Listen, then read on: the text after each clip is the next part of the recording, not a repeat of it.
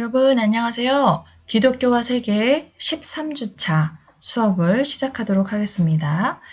오늘은 이 땅의 참 스승, 멘토에 대한 부분에 대해서 여러분과 함께 강의하기를 원합니다.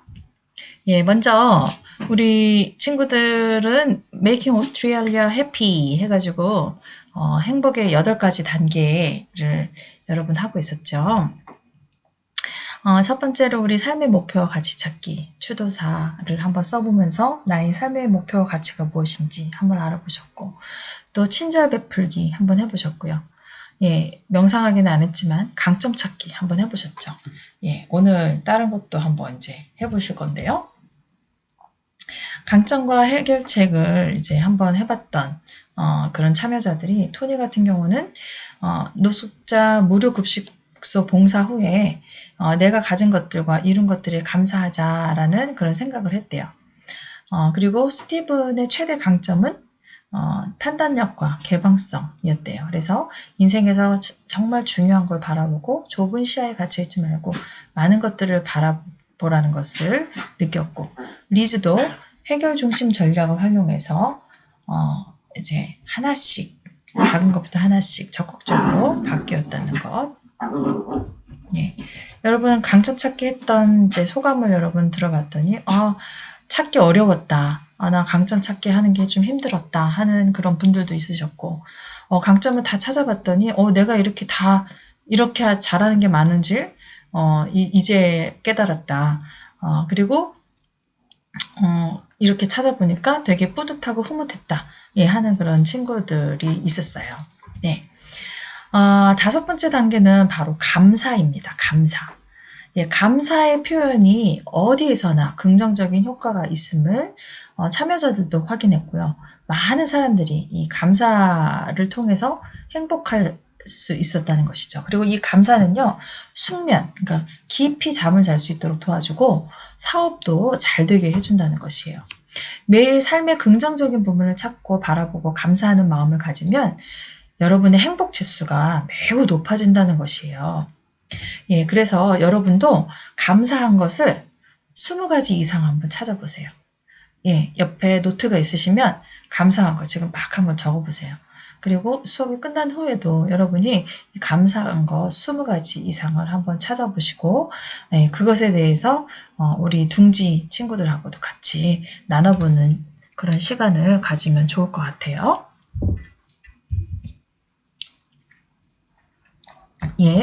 오늘은 이 땅의 참 스승에 대한 부분을 함께 할 건데요. 먼저 여러분 그 유튜브로 한번 동영상을 하나 찾아보세요. 헬렌 켈러에 대한 동영상. 즉 헬렌 켈러의 스승이 누구죠? 너무나 잘 알고 있는 설리반 선생님이죠. 그래서 이 설리반 선생님이 정말 이 앞도 안 보이고 이런 우리 귀도 들리지 않는 헬렌 켈러를 어떻게 교육했는지 이러한 것들이 담긴 그런 동영상을 여러분이 한번 보시면서 헬렌 켈러와 헬렌 켈러의 선생님 설리반의 그런 관계, 그리고 설리반 선생님의 그런 수고, 이런 것들을 한번 보셨으면 좋겠어요. 삶의 이야기 나누기에, 여러분 책의 삶의 이야기 나누기에 제갈공명의 스승 사마휘에 대한 이야기가 나와요. 이 사마휘는 삼국지 최고의 실용주의자이며 비운의 천재였던 방통, 그리고 최고의 충신이며 중국 3대 모사 중에 한 명인 제갈공명의 스승이 바로 이제 사마휘죠. 근데 이 사마휘는 그 유비에게 제자 제갈량과 방통을 소개해주고 이 중에 한 명만 얻어도 천하를 평정할 수 있다, 이렇게 호언하면서 자신의 제자, 자기가 가르친 제자를 추천함에 있어서 한치의 주저함이나 부끄러움이 없었다는 점에서 그는 참 제자복이 많은 사람이라고도 할 수 있고, 또 그런 스승을 만난 제자 또한 스승복이 많은 그런 사제지간이라 할 수 있겠어요.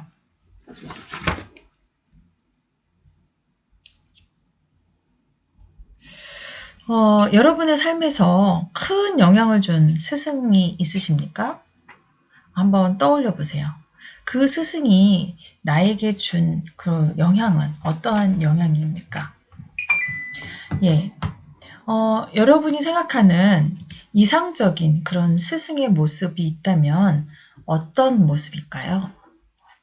예, 한번 생각해 보시고 옆에 쓰는 노트를 항상 준비하세요. 그래서 한번 여러분 적어 보시기 바랍니다. 여러분, 멘토가 뭐예요? 멘토. 요즘에 멘토 되게 많이 나와요. 그리고 한세대학교도 멘토링이 있는 걸로 제가 알고 있고요. 다른 학교에서도 멘토링이 있습니다. 그래서 멘토와 멘티를 맺어줘서 학교 생활하는 거에 있어서 그리고 사회생활하는 거에 있어서 그 선배들이 이제 그런 것들에 대해서 잘 알려주고 이끌어주고 하는 그런 이제 프로그램이 바로 이제 멘토링이에요. 여러분의 멘토링은 지금 어떻게 보면 지금 둥지 모임이라고 할 수 있어요. 여러분 둥지 모임의 우리 둥지 리더님들이 훌륭한 여러분의 멘토세요. 그래서 실제로 여러분 지금 비대면 수업이라 학교를 안 가서 그렇지 학교에 가게 되면 여러 가지 학교의 그런 여러분이 따라가야 할 많은 것들이 있잖아요. 그런데 그런 것들에 대해서 알려주기도 하고 이끌어주기도 하는 그런 역할을 우리 리더님들이 굉장히 많이 해주셨어요. 그리고 여러분이 지금 이 기독교 수업에 있어서도 예수님을 알아가는 데 있어서도 많은 또 도움을 주는 그리고 예수님의 그 섬김의 리더십을 실천하는 그런 분들이 바로 우리 둥지 리더님들이세요. 그래서 여러분이 둥지 리더님들하고 친하게 지내시고 학교 생활하는 데 있어서도 많은 도움을 받으셨으면 좋겠어요. 이 멘토라는 것은 어디에서 나오냐면 그리스 그 신화 호머의 오디세이에서 나와요. 근데 이 오디세이에서 나오는 그 내용이 어떤 내용이 나오냐면 이 BC 1250년에 오디세우스 왕이 트로이 왕국을 멸망시키기 위해서 20년간의 트로이 전쟁에 나가게 돼요. 그래서 나가기 전에 자신의 아들 중에서 이 나약한 아들 텔레마쿠스를 친구이자 가정교사였던 멘토에게 맡겨요. 그리고 전쟁터로 떠나게 된다는 이야기에서 이 멘토가 기원이 멘토의 라는 말이 나오게 되었어요. 거기서 유래되었어요. 이 멘토는 텔레마쿠스가 전쟁터의 아버지를 찾아 나설 수 있는 임무를 맡도록 용감하고 지혜로운 그런 왕으로 손색이 없도록 훌륭한 인물로 가르치기 위해서 노력을 했고요. 자신의 임무를 끝낸 후에는 미련 없이 왕궁을 떠났어요. 이 현대사회에서는요, 일정한 단계까지 교육이 필요한 직장이나 단체에서 1대1의 관계를 형성해서 교육과정을 진행하는 프로그램을 멘토 또는 멘토링이라고 얘기하는데 이것은 다 멘토와 텔레마쿠스의 그 관계에서 유래한 것이라고 할 수 있어요. 그런데 하지만 아무리 뛰어난 그런 멘토도 어떤 한 부분은 도움을 줄 수 있어도 전 인격과 전 인생 그런 삶에 도움을 줄 수는 없다는 것이죠. 저 또한 여러분의 멘토가 될 수 있지만 저도 어느 한 부분에서 여러분에게 도움이 될 수는 있지만 여러분 인생을 다 책임져주고 할 수 있는 그런 사람이 될 수는 없다는 것이죠. 예, 그렇지만 우리 인생의 모든 부분에 있어서 대가 없이 아무런 돈 받는 것도 없이 대가도 없이 멘토링을 해주는 최고의 멘토가 있습니다. 바로 그 최고의 멘토는 예수 그리스도이십니다. 여러분 그 요한복음 그 성경에서 요한복음 4장에 보면 어떤 얘기가 나오냐면 예수님이 사마리아 에 가는 일이 있어요. 이 사마리아에서 우물가에서 한 여인을 만나요. 예수님은 수가라는 사마리아 한 마을에 이르게 되었는데 때가 낮 12시경이었어요. 이쪽은 좀 사막 지역이기 때문에 굉장히 낮에 뜨겁죠. 그래서 우물가를 찾는 사람이 없어요. 요즘에 여러분 날씨가 너무 덥죠. 더우면은 한 뭐 12시, 1시 이럴 때는 나오는 사람이 별로 없어요. 왜냐면 너무 그 시간엔 더우니까. 그때도 그런 시간이었는데 사마리아 여인이 물을 기르러 오자 예수님은 그녀에게 물을 달라고 했어요. 자, 그래서 여기서 그냥 우리는 그냥 뭐 성경을 읽고 그냥 지나갈 수 있지만 사마리아 여인이 왜 아무도 없는 12시에 물을 기르러 왔을까요? 왜냐하면 이 여자는 굉장히 어떻게 보면 왕따고 사람들과 잘 어울리지 못하고 뭔가 관계를 회피하고 이러기 때문에 그 시간에 왔겠죠. 그런데 예수님이 이 여인에게 물을 달라고 한 거예요. 그랬더니 이 여자가 얘기했어요. 당신은 유대인인데 어떻게 사마리아 여자인 나에게 물을 달라고 하십니까?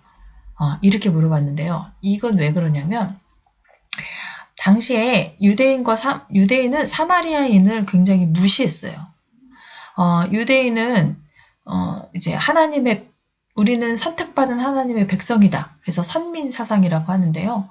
그 사상이 엄청나게 있었어요. 그래서 자기네들은 선택받은 하나님의 백성이고 사마리아 여인은 그러니까 여인이 아니라 사마리아 사람들은 이방인이고 하나님을 믿지 않는 그런 사람들이고 그리고 이렇게 혼혈인이 많았거든요. 한마디로 다문화, 그쵸? 다문화. 그러니까는 그 사람들을 무시한 거예요. 그거를 잘 알고 있기 때문에 사마리아 여자인 이 여자가 예수님은 유대인인데 왜 저 같은 그런 낮은 신분의 사마리아 여인에게 물을 달라고 하십니까? 이렇게 얘기한 거예요. 그랬더니 예수님이 뭐라고 하셨냐면 이 물을 마시는 사람마다 다시 목마를 것이지만 내가 주는 물을 마시는 사람은 절대로 목마르지 않을 것이다. 참으로 내가 주는 물은 그에게 끊임없이 솟구쳐 오르는 영원한 샘물이 될 것이다. 즉 이 우물물을 그냥 이 우물에서 기른 물을 먹는 사람은 다시 목마르겠죠. 그렇지만 예수님이 자기가 주는 물은 절대 목마르지 않는 물이다. 영원한 샘물이다. 이렇게 얘기하니까 여인이 얘기했어요. 선생님, 그런 물을 나에게 주십시오. 그러면 내가 다시는 목마르지도 않고 물을 기르러 여기까지 올 필요도 없을 것입니다. 여기서 예수님이 주시는 그 물이라는 거는 그냥 물을 의미하는 게 아니에요. 그 물을 성경에서 뜻하는 그 물이라는 것은 말씀을 뜻해요. 말씀. 그래서 예수님이 주는 그런 물, 즉 그 말씀을 우리가 받으면 정말 그것이 끊임없이 솟구쳐 오르는 영원한 샘물이 될 수 있다는 것이죠. 그래서 이 예수님은 이 사마리아를 왜 가셨냐면 이 여인 때문에 가신 거예요. 이 여인의 그 마음속에 있는 모든 그 비어져 있는 공고함, 그런 거를 너무나 잘 알고 계셨던 거예요. 그림이 안 나올까요? 이 여자는 남편이 5명이나 있었어요. 그러니까 이렇게 5명이 지금 현재 다 있었다는 게 아니라 이제 한 명을 만나고 또다시 만나고 또다시 만나고 또다시 만났다는 거는 뭘 뜻할까요?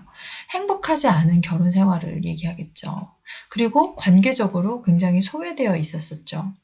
그래서 12시에 아무도 오지 않은 12시에 그 사마리아 그 우물가에 갔던 거를 보면 이 여자는 당시에 굉장히 왕따였고 관계적인 소외를 가지고 있었고 행복하지 않은 그런 모습을 갖고 있었던 것을 예수님은 이미 아셨던 거예요. 그래서 이 여인을 찾아가신 거예요. 그래서 영원히 목마르지 않은 생수이신 자신을 말씀하셨고 이와 같은 이 멘토링은 그녀에게 있어서 정말 그 회개를 하게끔 했고 또 진리에 대한 그런 갈구를 이제 하게끔 했어요. 그래서 자기를 구원하기 위해 친히 오신 그런 예수님을 자신 앞에 보내주신 하나님의 사랑을 깨닫고 기뻐하며 감격하게 되었다는 것이죠. 그래서 예수님이라는 그 스승을 멘토를 만난 뒤에 사마리아 여인은 어떻게 변화됐을까요? 마을로 뛰어들어가서 그녀의 이웃들에게 그 감격을 전했어요. 그리고 하나님이 사랑하는 그런 자신의 존재를 스스로 받아들일 수 있게 되었던 것이죠. 또한 깨어진 이웃과의 관계를 향해서도 용기 있게 손을 내밀 수 있게 되었고요. 또 이웃을 그리스도에게로 인도하는 그런 전도 사명자의 삶을 살기 시작했어요. 또한 자기의 목마름에 대한, 그러니까 이 목마름이라는 것은 진짜 목마른 걸 얘기하는 게 아니죠.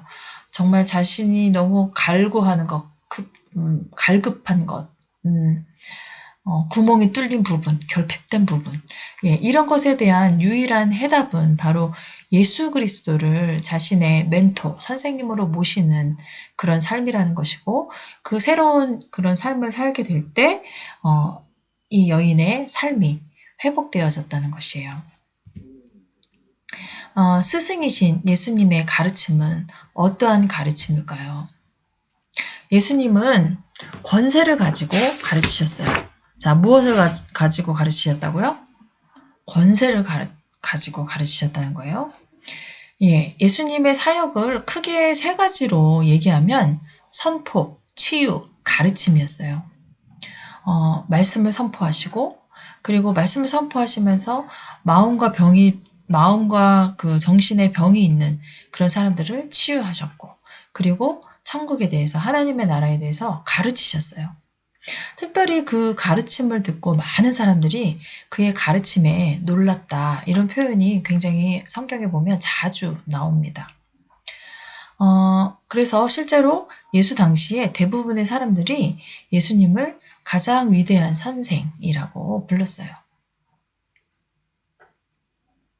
그 선생이라는 말은요, 로마 제국 당시에도 흔히 사용되는 그런 말이 아니었고요.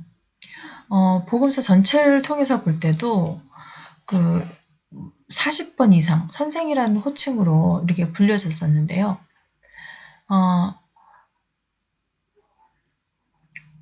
예수님이 어디를 가든 구름 같은 군중들이 몰려들었어요. 예수님의 가르침이 그토록 많은 사람을 사로잡았던 그 이유는 무엇일까요? 그 이유는 예수님이 권세 있게 가르쳤다는 것이에요. 사람들은 말씀을 가르치는 예수님 안에서 거부할 수 없는 엄청난 권세가 있는 것을 느꼈어요. 그리고 예수님이 가르치는 방식은 당시에 성경을 가르치는 율법학자들하고 굉장히 많이 달랐었어요. 율법학자들은 율법을 해석하고 해설하는 그런 소위 지금으로 말하면 박사와 같은 전문가들이었는데요. 그런 율법학자들이 율법을 해석하고 가르치는 것, 가르칠 때 뭐 예를 들어서 율법을 가르칠 때 모세가 이렇게 말했다, 어떤 선지자가 이렇게 말했다, 어떤 위대한 학자가 이렇게 말했다 하는 그런 식으로 이제 가르쳤었는데 예수님의 가르침에는 당시 종교 그 지도자들에게서 찾아볼 수 없는 그런 권세가 있었다는 것이에요. 가르치는 방법에 있어서도 내용과 방법에 있어서도 독창적이었고 분명한 그런 확신이 있었어요. 그 율법학자들이 뭐 모세 선지자 이런 사람들을 얘기할 때 예수님은 그런 사람들을 얘기한 게 아니라 나로 인해 핍박을 받는 자가 복이 있다. 그래서 자신이 하나님의 아들이시기 때문에 자신에 대한 것을 이렇게 얘기하셨다는 것이에요. 나는 너희에게 이렇게 말한다. 나로 인해 핍박을 받는 자는 복이 있다. 그래서 이러한 하나님의 아들로서 그 권세 있게 그렇게 가르치셨어요. 두 번째로는 거부할 수 있는 확신이 가득 차 있었고, 나는 너에게 이렇게 말한다. 이렇게 선언했고, 자신의 권세로 모든 율법학자들의 해석을 교정했고요. 율법을 만든 하나님만이 할 수 있는 그런 일을 예수님이 하셨고요. 예수님이 말할 때 사람들은 경청했고 그의 가르침에 떨었습니다. 바로 그게 권세라는 것이죠. 두 번째로 하나님의 나라를 가르쳤어요. 예수님은 그 자신으로 말미암아 도래한 하나님의 나라를 사람들에게 선포하였고 가르쳤어요. 하나님의 나라가 가까이 왔으니 회개하고 복음을 믿으라 이렇게 하셨고요. 예수님은 자신의 삶을 통해서 하나님 나라의 여러 가지 가치들을 강력하게 규정하셨고요. 예수님은 그를 찾는 모든 이들을 환영하였고 그들의 사회적 위치나 과거의 행위들로 그들을 배격하지 않으셨어요. 또 사람들의 육체와 영혼을 치유했고 그들을 속박했던 마귀로부터 귀신들로부터 자유롭게 하셨고 그리고 공동체 생활로 다시 편입할 수 있도록 그렇게 했습니다. 예수님은 그들의 죄를 용서하고 화평을 회복하도록 하였으며 당시의 불의와 억압하는 자들과 과감하게 맞섰습니다. 예수님 자신이 하나님 나라를 이 세상으로 가져온 분이며 실현시키고 있는 분이라는 것을 많은 사람들에게 가르치셨어요. 자, 첫 번째 권세를 가지고 가르쳤고 두 번째 무엇을 가르치셨나요? 하나님의 나라를 가르치셨어요. 자, 세 번째로는 예수께서 십자가에 죽으시고 부활하심으로 메시아가 되시고 하나님의 통치가 이루어지는 하나님의 나라가 그 가르침을 통해서 임했고요. 자, 세 번째로는 어떻게 가르치셨습니까? 실제적으로 가르치셨습니다. 예수님은 말로만 율법을 가르치지 않았고요. 직접 율법을 가르치셨어요. 구약에서는 하나님이 모세를 통해 이스라엘 백성에게 율법을 주셨지만 신약에서는 예수가 산상에서 제자들에게 말씀을 주셨는데 이 말씀이 바로 산상수훈이에요. 그런데 이 산상수훈에는 율법의 진정한 의미와 하나님 나라의 백성들이 지켜야 하는 그런 실천 강령들이 포함되어 있어요. 예수님의 가르침은 항상 실제적이고 행동을 추구하는 그러한 가르침이었다는 것이에요. 예를 들어서 자기가 하고 싶은 대로 사는 사람들아 집으로 돌아가 너희 아버지께 용서를 받으라. 서로 싸우기 잘하는 형제들아 너희는 성전에 갈 생각이랑 말고 정정당당하게 행동하는 법부터 배워라. 지금 하고 있는 일은 몽땅 중단하고 먼저 너희 형제자매와 화목하도록 해라. 내일에 대해서는 걱정을 하지 말아라. 걱정해봤자 시간만 낭비할 뿐이니까 대신 나를 믿어라. 그리고 또 가난한 자들에게 먹을 것을 주고 헐벗은 자들에게 입을 것을 주고 고통당하는 사람들을 돌보아라. 어린이들에게 특히 신경을 써라. 또 먼저 하나님의 나라를 구해라. 이런 것들이 실제적으로 삶에서 어떻게 살아야 하는지 그런 것들을 가르치셨고 또 그 가르침을 예수님은 몸소 실천하셨다는 것이에요. 그래서 사회적으로 소외된 계층 이런 가난한 자들과 함께 하시고 약자를 도와주고 그들과 함께 하셨고 약자 편으로 살았고 약자로 살았고 약자를 위해 싸웠고 그들과 함께 눈물 흘렸던 예수님 그가 바로 참 하나님이며 참 스승이시라는 것이에요. 자신이 먼저 그렇게 살았고 그렇게 얘기하셨다는 것이에요. 그래서 예수님은 가난한 사람 그 자체였고 약자가 되셨고 약자로 살았고 약자 편에 섰고 약자를 위해 싸웠고 그들과 함께 눈물 흘렸던 우리의 참 스승이라고 할 수 있습니다. 마지막 네 번째로 무엇을 통해 가르치셨습니까? 교제를 통해 가르치셨다는 것이에요. 중동 지역의 문화는요, 사람들과 식탁에 앉아서 빵을 떼면서 동료 의식에 있어서 진정한 결속을 다지는 그런 것이 바로 그 지역의 문화였어요.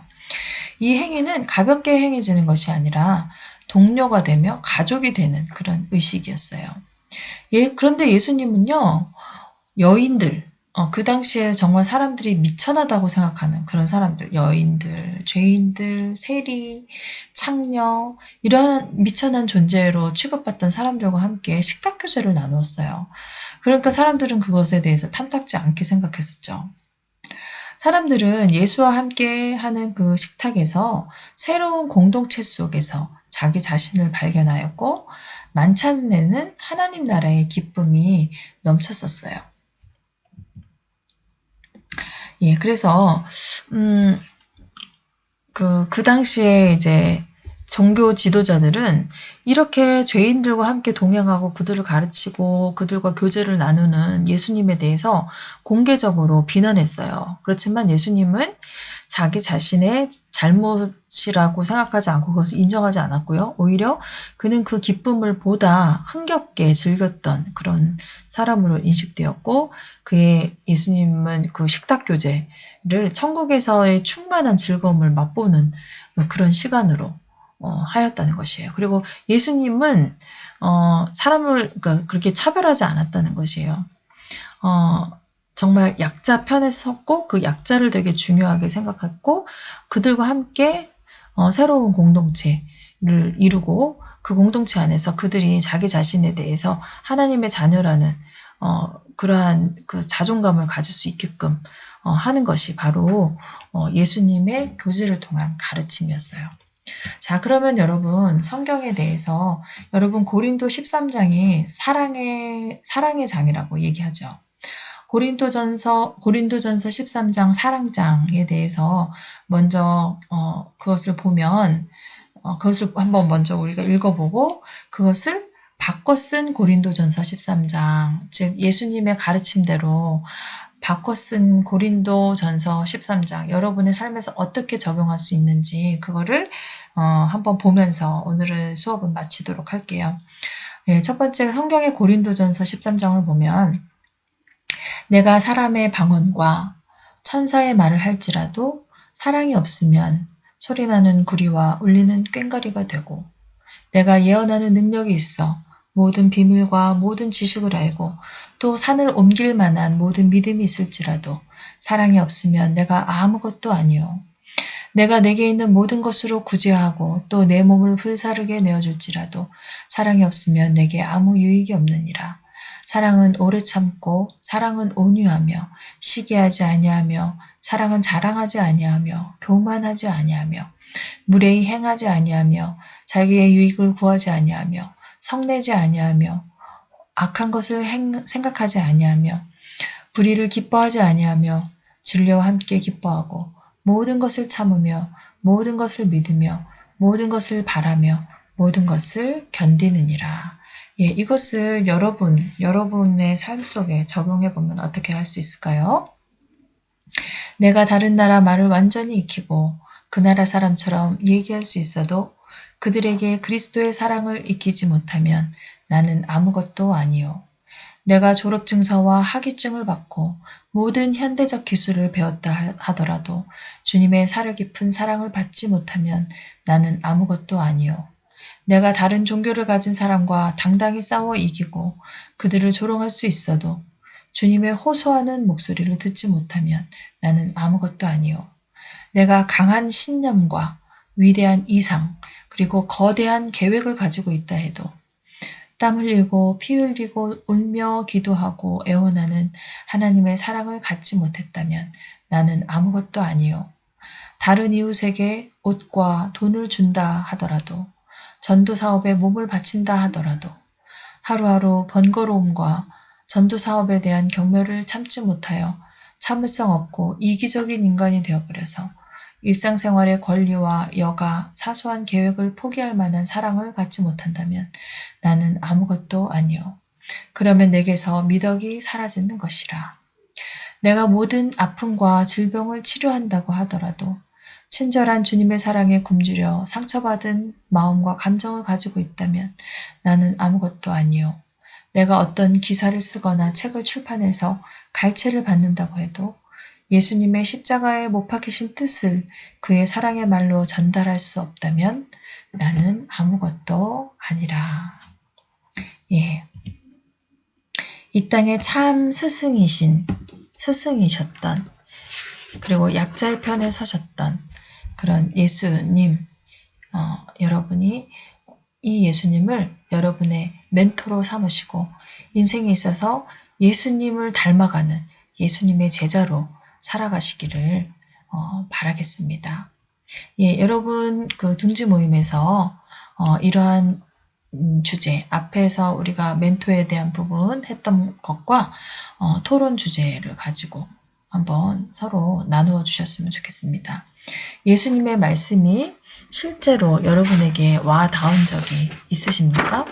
그래서 그 말씀을 어떻게 실천하셨는지요. 그리고 그 실천했을 때 그 말씀이 나의 삶에서 어떠한 영향을 미쳤는지 한번 여러분 생각해 보시고, 아까 삶의 이야기에서 나눴던 것처럼 여러분 삶에 큰 영향을 주었던 그런 스승이 있다면 어떤 분이었는지, 그리고 여러분이 생각하는 이상적인 스승은 어떤 모습인지, 그리고 우리의 삶의 멘토가 되시는 스승이신 예수님의 그런 말씀이 나의 삶에서 실제적으로 와닿은 적, 그리고 그것이 나의 삶에 어떠한 영향을 미쳤는지, 예, 그것에 대해서 여러분의 둥지 모임에서 토론해 주시고, 저에게 댓글 남겨주실 때 이 중에서 하나 정도는 좀 얘기해 주시면 좋을 것 같아요. 여러분이 생각하는 이상적인 스승이 어떤지, 내 삶에 큰 영향을 주었던 스승은 어떤 스승이 있었는지, 이런 것들에 대해서 여러분이 댓글에 좀 남겨주시면 감사하겠습니다. 예, 여러분 수고 많이 하셨습니다.